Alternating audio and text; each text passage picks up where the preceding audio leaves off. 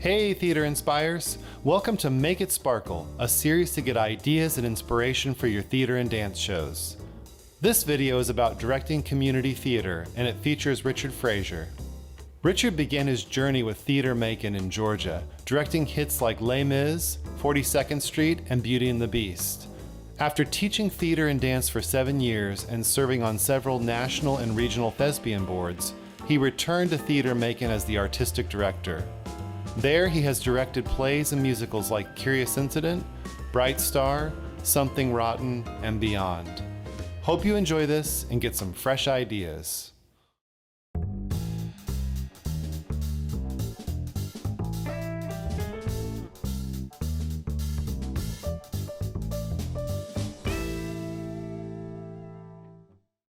So I think there are two things. I think the first one is just health in the theater and individual people's health, and learning to. I think that the pandemic for me has learned a lot about the time that we are putting into things, and while that is important, it's also important to take care of yourself and to take care of each other.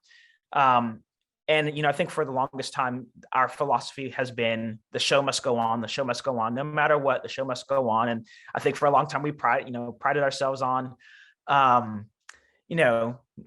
in, doing a show not well, running off stage, throwing up in a bucket and running back on stage and doing everything that you need to do. And I think that the pandemic has taught us that it's okay for you to take a moment for yourself. It's okay for you to take a step back and not push yourself, because as theater artists, because it's what we love to do, in addition to the fact that a lot of times it's what we're also getting paid to do, there's a difficulty finding the work-life balance, because we're working because we need to get the work done. But then, like, when the time that we're not working, we're like, well, I'd like to just sketch out the set design for this, and because it's something that we enjoy doing, but also we forget that is also work, that we are now still working. And so for me, a lot of my personal health has been finding my other outlets that are still creative, but are not helping me get things done on my job. And that's something that I think that as a community, I hope that others have learned is, I do a lot of coloring now, just because it allows me to be creative, but it really puts a very distinct line between what is my work and what is my hobby. Even though theater is still my hobby, it is also still my job. And so for me, I think that's one of the biggest things that I wish there was more conversation around, is making sure that, we've had people who have had to miss shows. And I think that what's happening on Broadway right now, with the amount of understudies that are going on and the way that they're really highlighting those understudies, is a testament to what real life is, and what Broadway always has been, but to a certain extent has tried to hide the fact that that people weren't well, or people took a day off just because they said, I need a day off. And I think that that's something that really, I think that we should have learned during the pandemic, and that we can really carry over as we're kind of moving forward. I think the other part a lot is the other big portion for me is cultural awareness and color conscious casting. I think that we've learned a lot about that, but I think that there's still a lot of work to be done in terms of ensuring that that all people understand that there is a place for them in everything, right?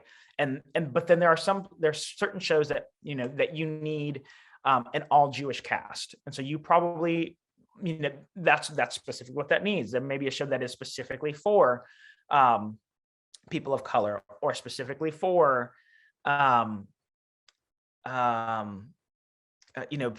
of the LGBTQ plus community.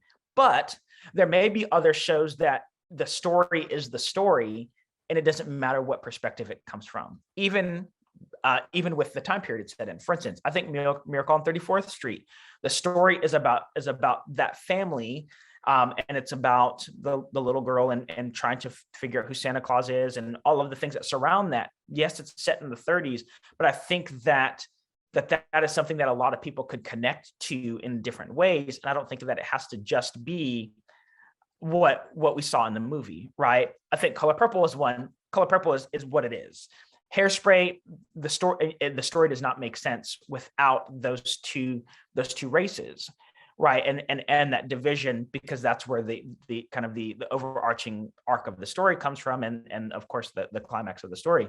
And so I think that there are places like that, but I think finding more of those pieces that that are not specific to an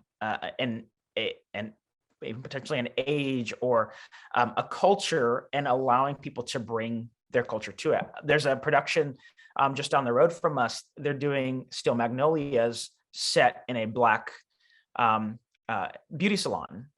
And so it's all Black women, and kind of the story that centers around that community, which is a great take on this incredible story that we already know, being set in this culture that, that is, that where beauty salons are very important to.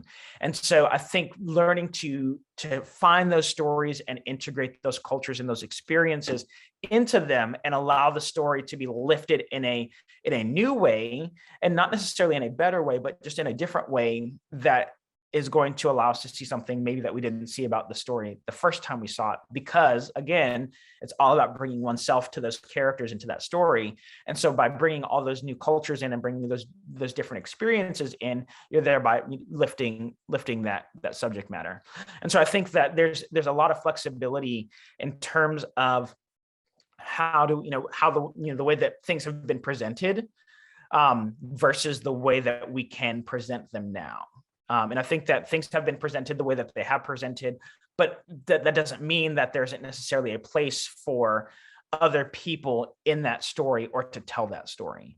And so learning what those pieces are, and having more conversation around, okay, well, could we do, a different show with an all Black cast or an all white cast, or a mixed cast, or, does White Christmas have to have these specific characters being a specific race?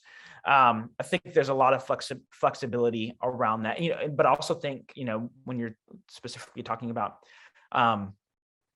trans rights and making sure that there are places at the table for those individuals, I think, where are places that we could say we're looking for a male identifying individual or a female identifying individual, and it is not necessarily about the gender that you are born as. And so really trying to open up and create more space for all types of individuals to be involved in all types of stories, and to tell all types of stories, still true to what the playwright has written, but in a different way than we might have seen it in the past. Hey, thanks for watching. If you've directed or choreographed theatrical shows for the stage and have ideas or tips to help other artists make their shows a success, please be sure to include it in the comments below.